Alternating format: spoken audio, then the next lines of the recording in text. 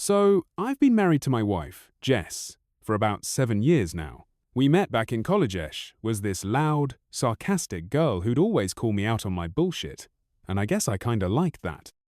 We got hitched a couple years after graduation, settled into a decent little house in the suburbs, and for a while, it felt like we had it all figured out.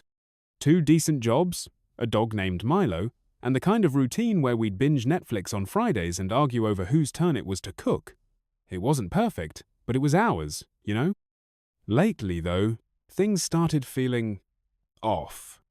Maybe it's been a few months, maybe longer. I'm not even sure when it crept up on me.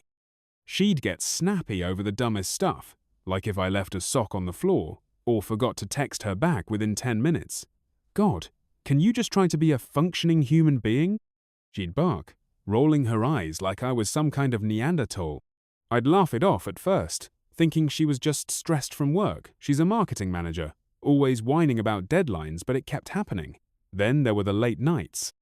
She'd say she was swamped at the office, but her car would be in the driveway by 6 p.m., and she'd still stroll in at 9 or 10, hair messy, smelling like perfume she didn't wear that morning. I'd ask, "Rough day?"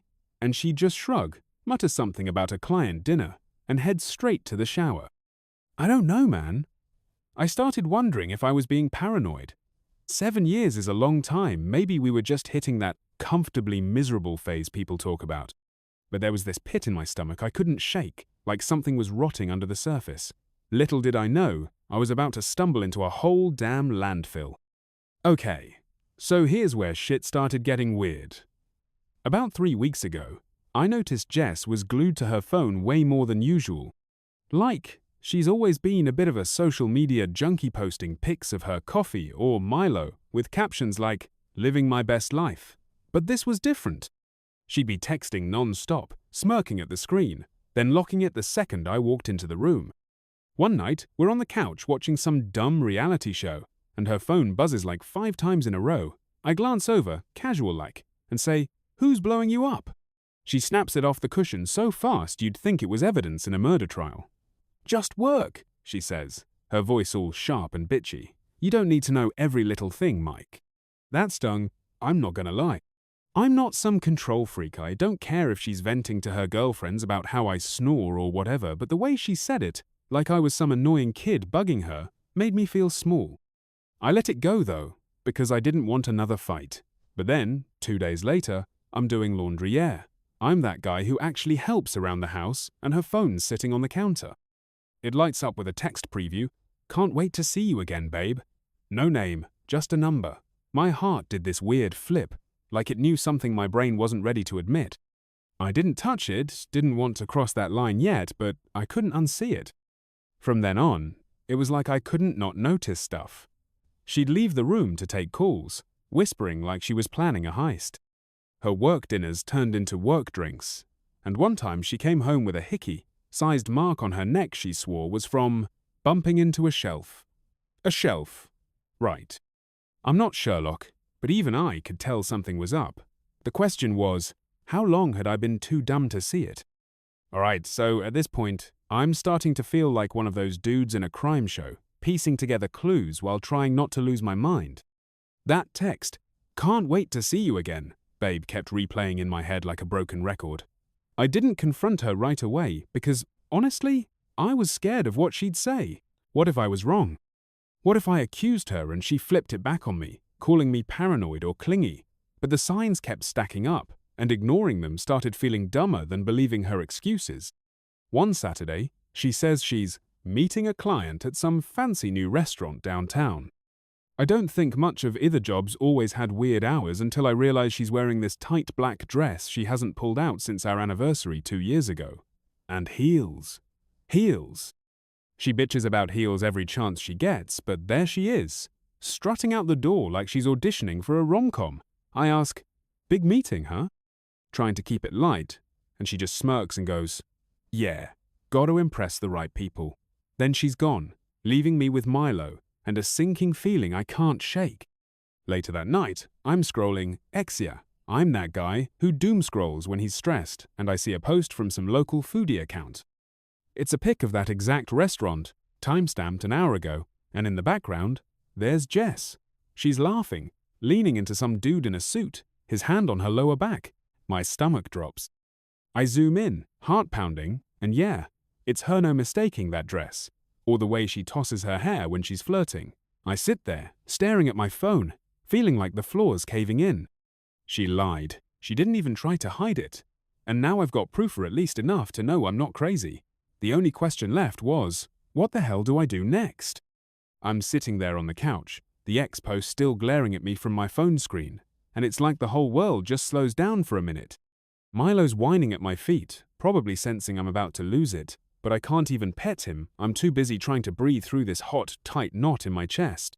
That picture of Jess with some random suit, his hand practically glued to her back, keeps flashing in my head. She's laughing in it, this big, carefree laugh I haven't seen in months, not with me, anyway. And here I am, the idiot husband folding her laundry and walking the dog while she's out living some double life. I feel sick, like I might actually puke, but more than that, I'm pissed. 7 years, man. 7 years of holidays and fights and I love yous, and this is where we're at? I don't know how long I sat there, maybe 10 minutes, maybe an hour, but eventually I decide I can't just stew in it. I need more. I need to know how deep this goes. Her phone's still on the counter from earlier, and yeah, I know it's a dick move to snoop, but at this point, I'm past caring about morals. I grab it, punch in her passcode, her anniversary date, real original, and start scrolling. Texts, emails, whatever I can find, and holy shit, it's worse than I thought. There's this guy, Chris, in her messages, and they're not even trying to be subtle. Last night was amazing, he wrote a week ago. You're killing me in that dress. From 2 days back. She's texting him heart emojis, calling him babe right back, telling him she'll find a way to sneak out again soon. There's even a picture in lingerie I didn't even know she owned. Smirking at the camera like she's some goddamn femme fatale. I drop the phone like it's burning me, hands shaking, because it's real now. It's not paranoia or a hunch, it's right there in black and white. I'm pacing the living room by this point, Milo trailing me like he's confused, and I'm just muttering to myself like a lunatic. How long? How fucking long? I keep thinking about all those late nights, all those snarky comments she'd throw at me like I was the problem. You're so needy, Mike, she'd say. Or, can't you just give me some space? Space.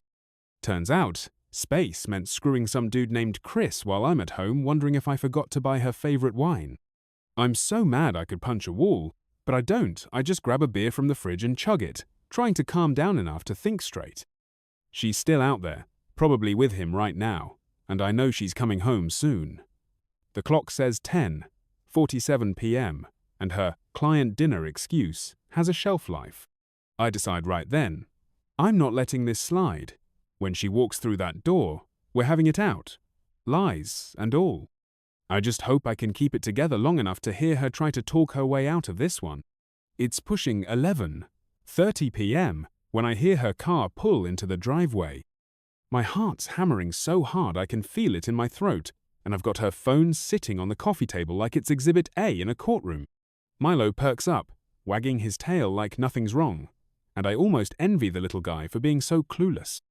The door swings open, and there she is, Jess, strutting in like she owns the place, still in that black dress, her lipstick smudged just enough to notice. She kicks off her heels, tosses her purse on the counter, and barely looks at me before saying, God, I'm exhausted. Those clients are such a pain in the ass. Her voice is all casual, like she's rehearsed it, and it takes everything in me not to explode right there. I let her ramble for a sec, something about a presentation and a rude waiter before I cut in. Jess, I say, real quiet, and she finally glances over, eyebrows up like I'm interrupting her Oscar-worthy performance. Who's Chris? Her face freezes just for a split second, but I catch at that little flicker of panic before she plasters on this fake, bitchy smile. Chris, what are you talking about? She says, crossing her arms. I pick up her phone, hold it up, and watch her eyes dart to it. This Chris, I say, louder now. The one you're texting babe and sending pics to. The one you were with tonight while I'm sitting here like a dumbass. She goes off like a rocket. Are you seriously going through my phone? That's so messed up, Mike. You're unbelievable. She's yelling, turning it around on me, and for a second, I almost feel guilty until I remember the lingerie pic. Don't bullshit me, Jess. I snap back, standing up now. I saw you on X at that restaurant with some guy all over you. You gonna tell me that's a client too? Her mouth opens, then shuts, and she's scrambling. That's God, you're so paranoid. It was a group thing, a work thing, and you're twisting it, she says, her voice getting shriller. And yeah, Chris is a co-worker, okay? We flirt sometimes, big deal, it doesn't mean anything. I'm shaking my head, half laughing at how bad her lies are. A co-worker you're sneaking out to see? Telling him last night was amazing? Come on, Jess, at least make it believable.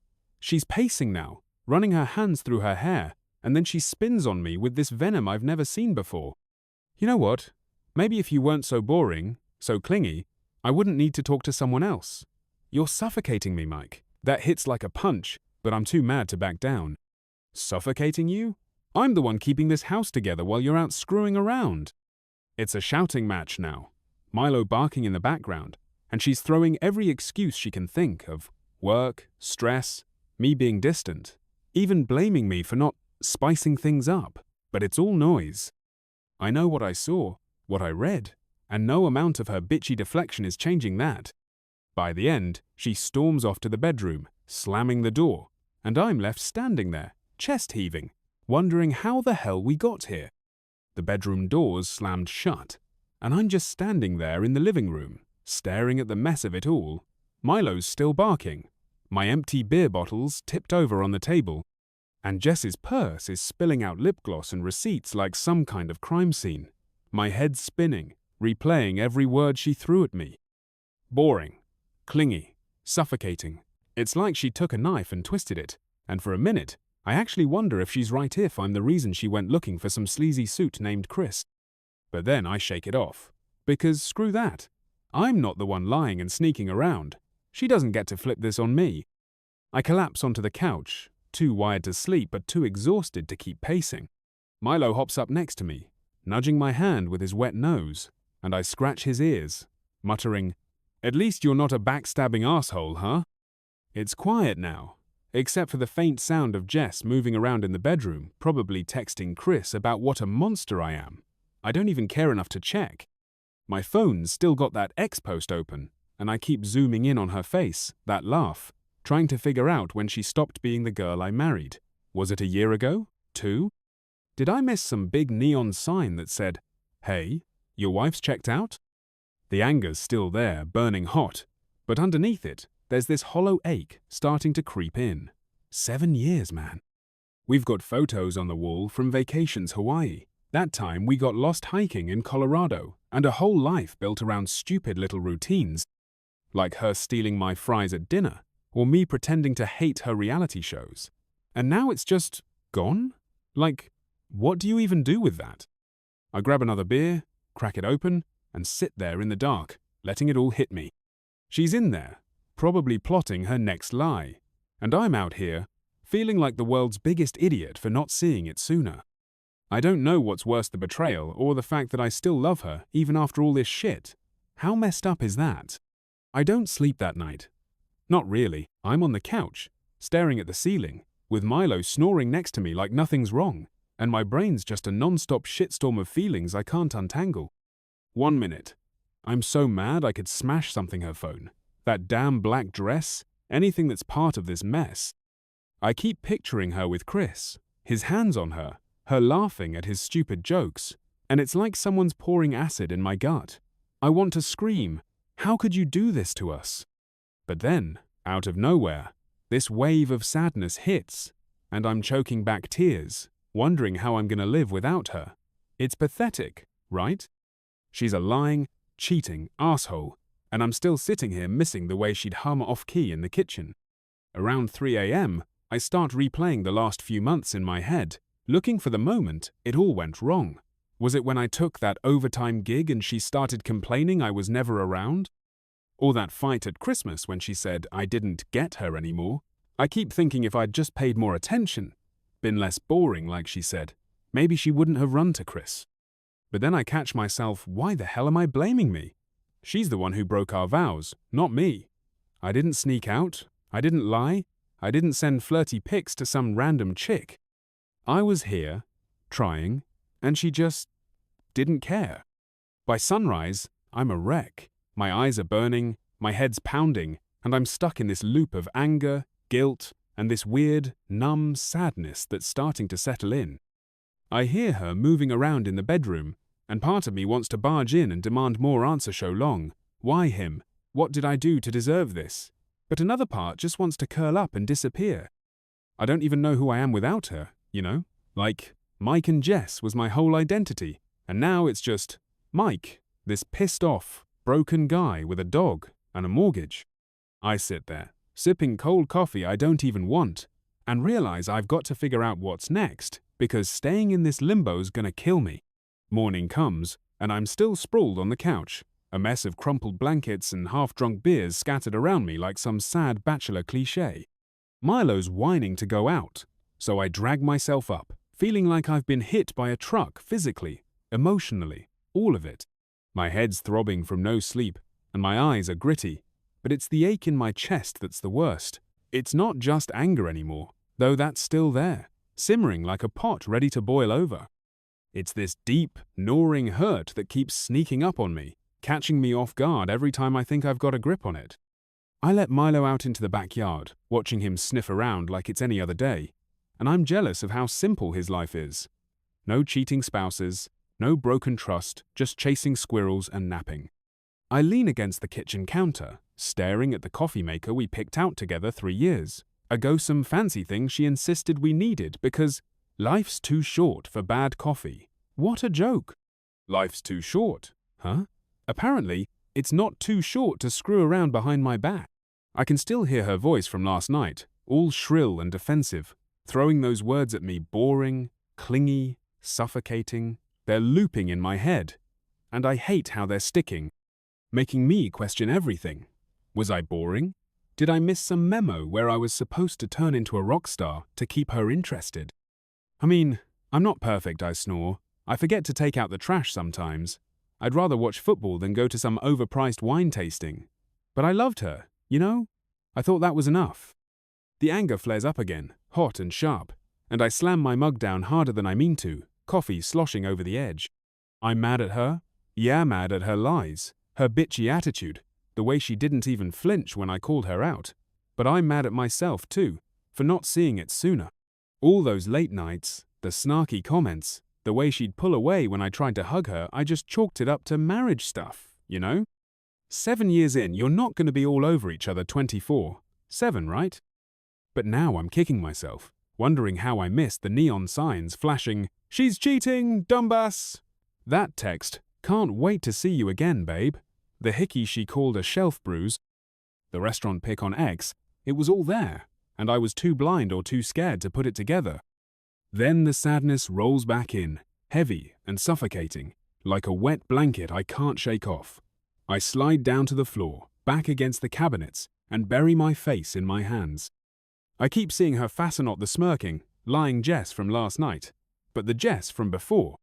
The one who'd laugh at my terrible puns, who'd curl up next to me on rainy days, who cried when I proposed because she said she couldn't believe I picked her. Where'd that girl go? Did I lose her somewhere? Or did she just decide I wasn't worth it anymore? My throat's tight, and I'm fighting tears, because crying feels like giving up, and I'm not ready to do that yet. But it hurts, man. It hurts so bad I can barely breathe, knowing she's in our bed right now, probably texting him, while I'm out here falling apart. I don't know how long I sit there, maybe 10 minutes, maybe an hour, but eventually, Milo scratches at the door, and I let him back in. He flops down next to me, resting his head on my knee, and it's the only thing keeping me from losing it completely. I'm stuck in this cyclerage, self-doubt, grief, and I don't know how to climb out. Part of me wants to storm into that bedroom and demand every detail, make her feel as shitty as I do. Part of me wants to pack a bag and walk out, leave her to her lies and her Chris. But I don't move. I just sit there, staring at the dog hair on the floor, wondering how the hell I'm supposed to keep going when my whole world's imploded. By the time Jess finally comes out of the bedroom, it's past noon. I'm still in the kitchen, nursing a third cup of coffee that's gone cold, and Milo's sprawled out by my feet, oblivious to the tension that's about to choke the room. She walks in, hair messy, wearing one of my old t-shirts like nothing's happened, and I can't tell if she's trying to play it cool or just doesn't give a damn. "Morning," she mumbles, heading straight for the fridge without even looking at me. "No, sorry, no, we need to talk." Just that bitchy, detached tone she's perfected lately. It's like last night's blowout was a minor inconvenience, not the end of everything I thought we had. I don't say anything at first, just watch her pull out a yogurt and start eating it like it's any other Sunday. My blood's boiling, but I'm too drained to start yelling again. "So that's it?" I finally say, my voice low and rough. She glances over, spoon halfway to her mouth, and rolls her eyes. "What do you want me to say, Mike?" "I told you it's not a big deal. You're making this into some soap opera." "Not a big deal." I almost laugh, but it catches in my throat. "You're screwing some guy named Chris, lying to my face about it, and it's not a big deal?" She slams the yogurt down on the counter, spinning to face me.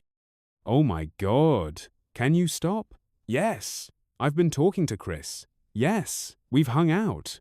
But it's not like I'm leaving you for him or something. You're blowing this way out of proportion." I'm stunned, honestly. She's admitting it sort of, but acting like I'm the crazy one for caring. "Hung out?" I repeat, standing up now. "You mean screwing him in that dress you wore last night? Sending him pics you'd never send me? That kind of hanging out?" Her face twists, and she snaps. "You don't get to judge me. You've been checked out for months working late, barely talking to me. What was I supposed to do? Just sit here and rot?" It's the same bullshit from last night, blaming me, and it's like a slap every time she says it. "I was working to pay our bills, Jess. You're the one who checked out, sneaking around with some asshole." It's not a full-on fight like before, just sharp, bitter jabs, like we're circling each other, waiting for the next hit. She grabs her phone off the counter, muttering, "I can't deal with you right now," and storms back to the bedroom. The door doesn't slam this time, just clicks shut, and that quiet feels worse somehow. I'm left standing there, fists clenched, realizing this is our new normal. Cold silences and half-assed excuses. She's not even pretending to fix it, she's just digging in, daring me to either accept it or walk away. And I don't know which I hate more, her for doing this, or me for still being here. After Jess retreats to the bedroom again, the house feels like a war zone with no bullets, just this heavy, suffocating silence that's worse than the yelling. I'm back on the couch, Milo curled up beside me, and I'm just staring at the TV that's not even on, trying to figure out what the hell I'm supposed to do now. My phone's buzzing with texts from my buddy Dave. He's been checking in since I vented to him last night, but I don't have the energy to respond. "You okay, man?" He keeps asking, and I don't know how to answer that. Am I okay? No. Will I be? No clue. I keep swinging between wanting to fix this and wanting to burn it all down. Part of me thinks maybe we could talk it out, go to counseling, set some rules, try to claw our way back to what we had. I mean, 7 years isn't nothing, right? There's history there, good stuff buried under all this crap. I remember how she'd cry-laugh at my dumb impressions, how we'd stay up late planning trips we never took. Maybe that's still in her somewhere, under the lies and the bitchiness. But then I think about Krish's smug texts, her smirking in that lingerie piquant. I want to puke. How do you fix trust that's been shredded like that? How do I look at her without seeing him? The other option's walking away, packing a bag, crashing at Dave's, calling a lawyer. It's tempting, you know? Just rip the Band-Aid off and start over. But then I look around at the house we painted together, the dog we adopted, the life we built, and it feels like abandoning a sinking ship I spent years keeping afloat. Plus, there's the practical stuff, splitting assets, figuring out who gets Milo, explaining this to our families. My mum's gonna lose it. She's always loved Jess like a daughter. And what do I even say? Yeah? She cheated? And I'm out? It sounds so final, so weak. I'm stuck, man. Frozen in this fog where every choice feels wrong. I don't want to be the guy who stays with a cheater, but I don't want to be the guy who gives up either. Jess comes out once to grab water, doesn't say a word, and I don't either. Just this icy standoff that makes my skin crawl. I realize then that doing nothing's a choice too, and it's killing me slow. I've got to pick a lane, but every road looks like it leads to more pain. How do you even start over when your whole world's a lie? It's late afternoon now, and the house is still a tombstone, except for Milo's occasional snuffling as he naps. Jess hasn't come out again, and I'm done waiting for her to magically turn into someone who gives a shit. I've been sitting here for hours, spinning in circles, and I'm exhausted mentally, physically, all of it. My phone's got more texts from Dave. Dude, you can't just sit there. Come over. He's right. I can't keep marinating in this misery, letting her icy indifference dictate my next move. I need air, space, something to jolt me out of this paralysis. I grab a duffel bag from the closet, start throwing stuff in jeans, a few shirts, my toothbrush. It's autopilot, like I'm watching someone else pack up my life. Milo's tail wags, thinking it's a game, and I have to stop and pet him, whispering, "Not yet, buddy. I'll figure you out." The idea of leaving him guts me, but I can't stay here just for the dog. I scribble a note on a post-it. Taking a few days. We'll talk later. It's cold, but I don't have the words for more not now. I stick it on the fridge, grab my keys, and head for the door. Jess must hear me moving, because she pokes her head out of the bedroom, frowning. "Where are you going?" she asks, like she's annoyed I'm inconveniencing her. "Out," I say, not stopping. She steps into the hall, arms crossed, and snaps. "Oh, great, so you're just running away? Real mature, Mike." That's it, that bitchy entitled tone flips a switch in me. I turn on her, voice shaking but loud. "Mature? You're screwing some guy behind my back, lying about it, and I'm the immature one? I'm done, Jess. I'm not sitting here while you play house with Chris and treat me like garbage." Her mouth drops, but she recovers fast, sneering, "Fine, go cry to your friends. You'll be back when you calm down." It's the smugness that does it, the absolute certainty I'm too weak to leave her. I don't even respond, just walk out and slam the door so hard the frame rattles. I'm in my car, hands gripping the wheel, and it hits me. I did it. I left. Not forever maybe, but for now. I drive to Dave's, adrenaline pumping. And when he opens the door, he doesn't say a word, just hands me a beer and lets me crash on his couch. I'm still pissed, still heartbroken, but there's this tiny flicker of relief too, like I finally took a step, even if it's into the unknown. I don't know what's next, divorce, reconciliation, whatever, but I know I can't go back to that house and pretend everything's fine. Not anymore. I'm on Dave's lumpy couch, staring at the ceiling of his bachelor pad, and it's weird how quiet it is without Milo's snoring or Jess's muttering in her sleep. The beer he gave me is warm now, sitting on the coffee table next to a pile of his gaming magazines, and I can't bring myself to drink it. Dave's in the next room, playing some loud-ass shooter game, yelling at his headset buddies, and I'm grateful for the noisite keeps my head from spinning too fast. He didn't ask a million questions when I showed up, just said, "Stay as long as you need, man," and that's it. Good guy, Dave. Doesn't push. I keep replaying that last moment with Jesha standing there in the hall, throwing that "you'll be back" line at me like I'm some whipped dog. It's been, 3 hours? And I'm already second-guessing myself. Did I overreact? Should I have stayed? Hashed it out more? But then I remember her smirk, the way she didn't even try to apologize, and it's like a gut punch all over again. No, I had to get out. Staying would have been me signing up for more of her crapmore lies, more Chris, more feeling like I'm invisible in my own damn house. My phone buzzes, and I flinch, half expecting it's her. It's not just a work email about some meeting I don't care about. I check anyway, scrolling through texts, X, anything to keep my hands busy. Nothing from Jess. Not a "where are you?" or "I'm sorry, nothing." That stings more than I thought it would. 7 years! And she can't even fake a little worry. I toss the phone on the cushion, run my hands through my hair, and let out this shaky breath I didn't know I was holding. The anger's still there, but it's mixing with this raw, lonely ache now. Like I've lost something I can't get back. I mean, I have, right? Even if we fix this, and that's a big if, it's never going to be the same. Trust doesn't grow back like a damn weed. Dave pokes his head in, headset dangling around his neck. "You good, bro? Want in on this game? Blow some heads off?" I force a half smile, shake my head. "Nah, I'm just processing." He nods, doesn't push, and disappears again. I lie back, closing my eyes, and try to picture what's next. Do I go back tomorrow, get my stuff? Call a lawyer? The future's this big, blurry void, and I hate it. But for tonight, I'm here safe, away from Herond. That's enough to keep me from falling apart completely. One night at a time, I guess. Morning hits like a freight train. I wake up stiff as hell on Dave's couch, my neck screaming from the awkward angle, and for a split second, I forget where I am. Then it all crashes back. Jess, Chris, the fight, me storming out. My stomach twists, and I groan, rubbing my face as the reality settles in again. Dave's already up, clattering around in his tiny kitchen, and the smell of burnt toast drifts in. "Yo, Sleeping Beauty," he calls. "Coffee's on. You look like shit." I mutter a thanks and drag myself upright, feeling every bit as wrecked as he says.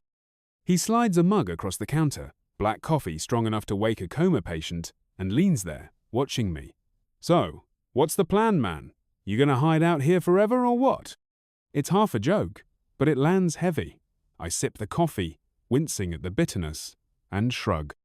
"I don't know. Gotta go back eventually, get more clothes, figure out Milo, just not yet." He nods, scratching his beard. "Well, you've got my couch, but you can't let her keep running the show. You left for a reason." He's right, and it lights a small fire under me. I can't just drift, I need to do something, take control. After a shower in Dave's cramped bathroom, seriously, the guy needs to clean his grout. I sit down with my phone and start Googling. Divorce lawyers near me. How to separate assets. It's surreal, seeing those words tied to my life, but it feels proactive, like I'm not just a victim anymore. I don't call anyone yet too soon, but I jot down a couple names, numbers. Then I text my boss, take a personal day. No way I'm sitting through meetings with this mess in my head. Next, I text Jess, "I'll come by tomorrow for some stuff. We need to talk about the dog." Short, to the point. She doesn't reply right away, and I don't expect her to. Probably still in bed, texting Chris, acting like I'm the bad guy. Dave's right, I left for a reason. Staying would have meant swallowing her lies, letting her walk all over me. I'm not ready to say divorce out loud, but I'm not ready to go back and beg either. I spend the day at Dave's, helping him fix a leaky faucet just to keep busy, and by night, I'm calmer. Not fixed, not even close, but steady. I've got a plan, forming, get my stuff, secure Milo, figure out my options. It's small, but it's mine, and after days of feeling like I'm drowning, that's something. I crash on the couch again, and for the first time since this blew up, I sleep through the night.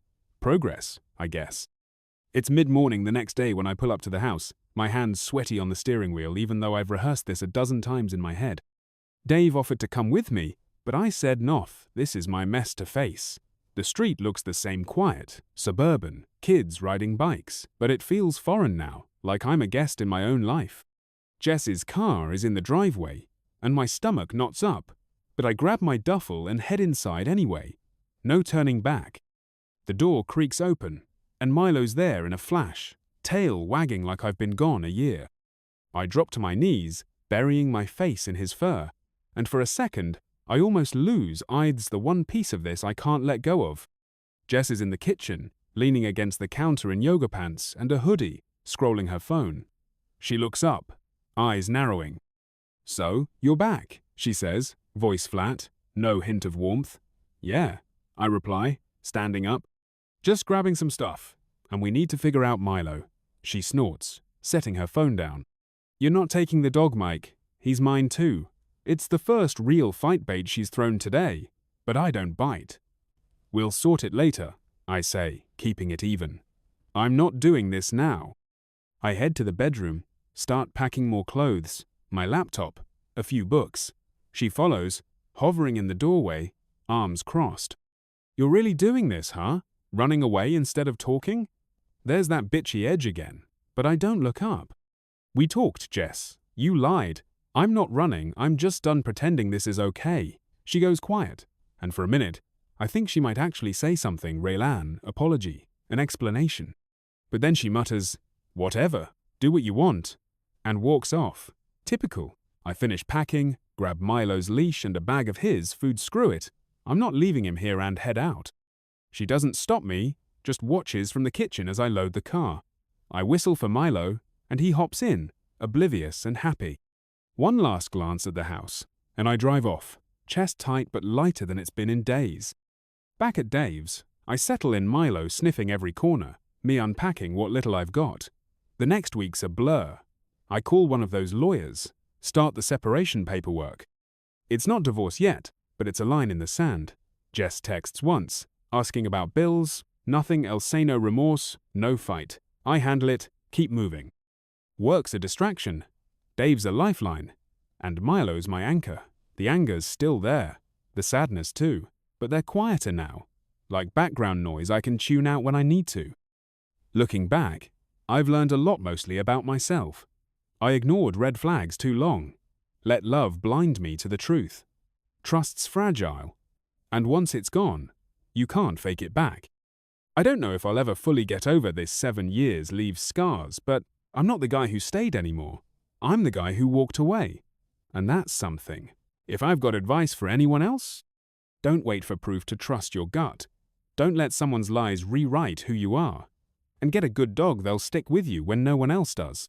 Milo's snoozing next to me now, and I'm okay, not great, but okay, that's enough for today.